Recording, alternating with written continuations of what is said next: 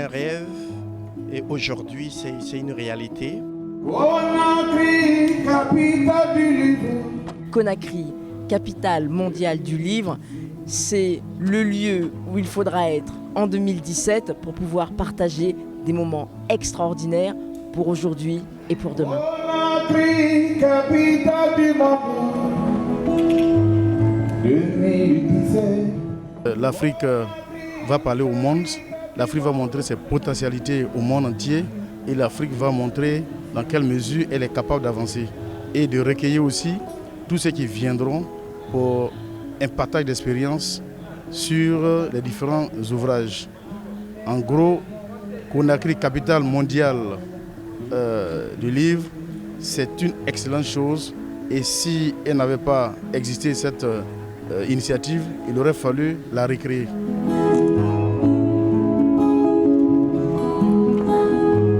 Chacun fait son chemin dans la vie. Chacun va... Je suis très heureux qu'on ait choisi Conakry, cette belle cité africaine au bord de l'océan Atlantique pour célébrer le livre. Parce que le livre nous fait voyager comme la mer, comme l'océan qui nous permet d'atteindre d'autres horizons. Ça va permettre à tous les auteurs africains de se faire connaître à l'extérieur et ça va permettre aussi de montrer la diversité culturelle africaine, mais particulièrement au niveau de la Guinée.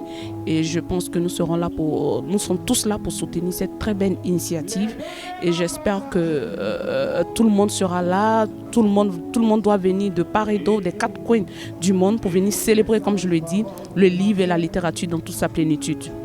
Conakry, capitale mondiale du livre, c'est un rêve réalisé et c'est une opportunité pour la Guinée de briller. On sort de 2 années très difficiles où on nous a connus sur le plan négatif et on a envie de changer cette image. Il y avait plusieurs pays candidats, on a choisi la Guinée. Nous sommes un peuple qui a soif de lecture, de culture. Nous sommes un peuple de culture.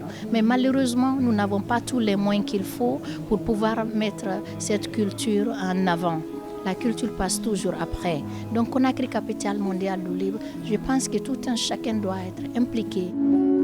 Le livre, c'est le refuge de tout ce qu'il y a de bien dans la civilisation de l'homme. Et comme on a choisi Conakry, une ville et une capitale historique en matière de littérature, nous trouvons l'occasion de venir célébrer le village, la terre, le pays de Camara Laye, l'enfant noir que je suis. Venant du Congo-Brazzaville, je me sens le petit Guinéen, le petit Ghanéen, le petit Nigérian, le petit Camerounais, le Marocain, l'Antillais.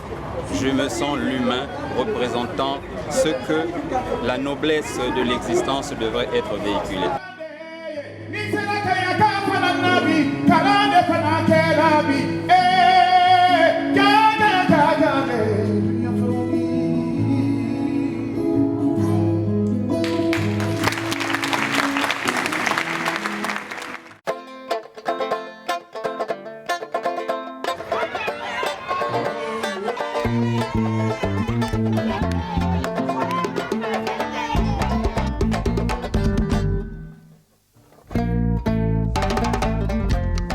Pour le Centre culturel franco-guinéen, il est évident que le livre, c'est aussi la base du théâtre, c'est la base de la chanson, c'est la base de tant d'œuvres qui méritent effectivement d'être encouragées, mais pour cela, il faut qu'il y ait un apprentissage normal de la langue, de l'écriture, de la lecture, mais aussi avoir la possibilité de découvrir des œuvres à travers des bibliothèques. Jusqu'à présent, nous avons la seule médiathèque pratiquement organisée, structurée du pays, avec plus de 20 000 ouvrages.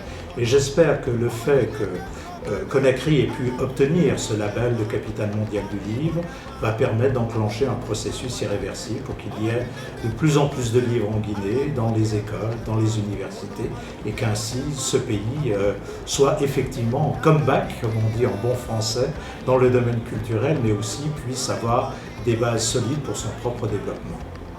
L'objectif, c'est de vulgariser la lecture, et d'avoir des bibliothèques,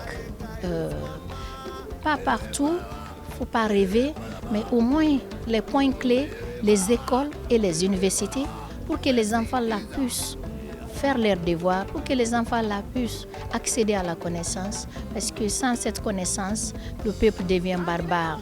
Et de plus en plus, tous ces conflits, c'est parce qu'il y a le manque de savoir dans la tête des uns et des autres.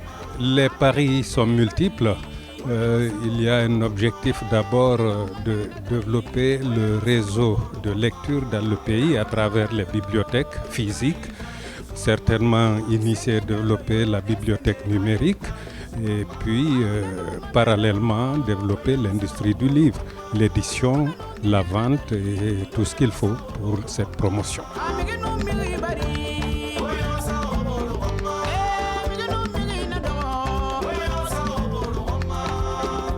La littérature africaine a un bel avenir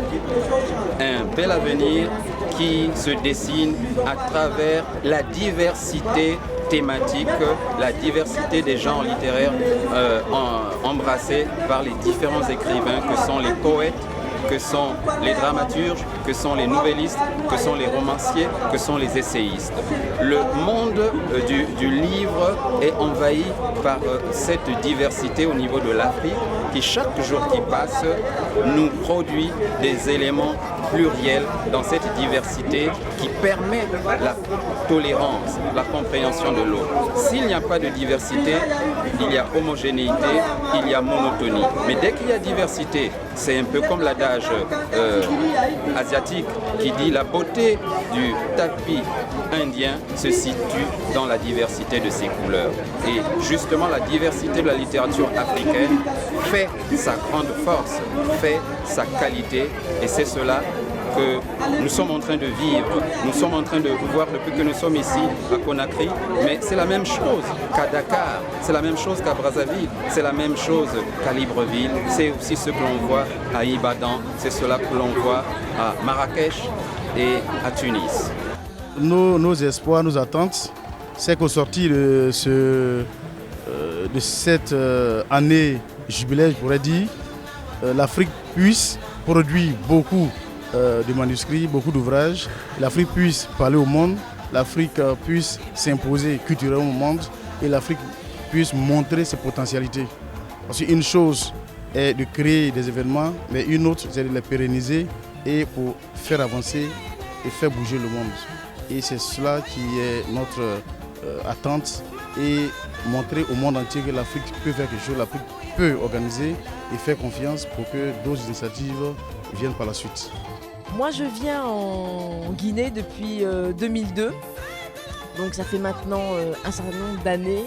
Et je pense aujourd'hui que la Guinée doit trouver ou retrouver une place à l'international.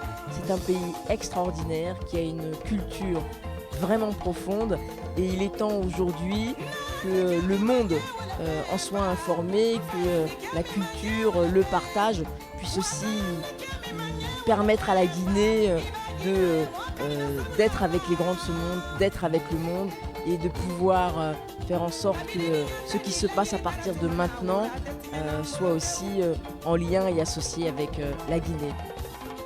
Écoutez, ce qu'on vient de voir nous rassure de notre capacité à organiser une telle manifestation et puis surtout à nous inscrire vraiment dans le cadre de la lecture qui, comme vous le savez, est la base de la culture, qui, comme vous le savez, est également la base du développement.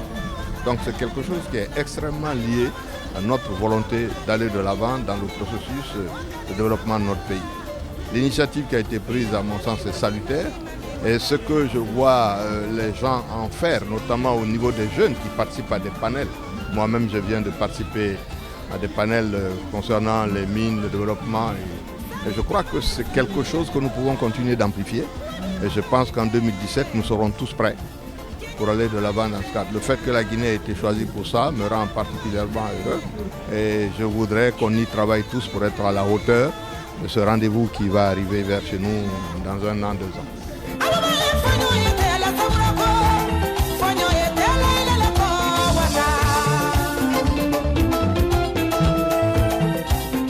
c'est un label dont il faut que chacun mesure l'importance, puisque c'est l'occasion pour Conakry, pour la Guinée, d'exister médiatiquement d'une manière absolument exceptionnelle et positivement pendant une année. Je pense que le véritable challenge, c'est en réalité de tenir une année. Parce que capitale mondiale sur une année, ça veut dire que du premier jour au dernier jour, il faut créer l'événement et sentir que différentes initiatives relaient justement ce label et font en sorte qu'on ait le sentiment que Conakry l'ait véritablement mérité. Il faut en quelque sorte transformer l'essai et donc ça passe naturellement par une mobilisation des auteurs, des artistes. Je crois qu'ils le sont déjà largement mobilisés, mais ça passe aussi par une mobilisation évidemment et des moyens nouveaux à donner de l'État guinéen, mais aussi de la communauté internationale, parce que là, évidemment, du moment que c'est un label international, ça dépasse le cadre de la francophonie, et donc c'est l'ensemble des pays, quelle que soit la langue qu'ils en partagent, qui doivent se sentir solidaires, puisque c'est la première fois qu'un pays subsaharien, de l'Afrique subsaharienne, obtient une telle dénomination, un tel label.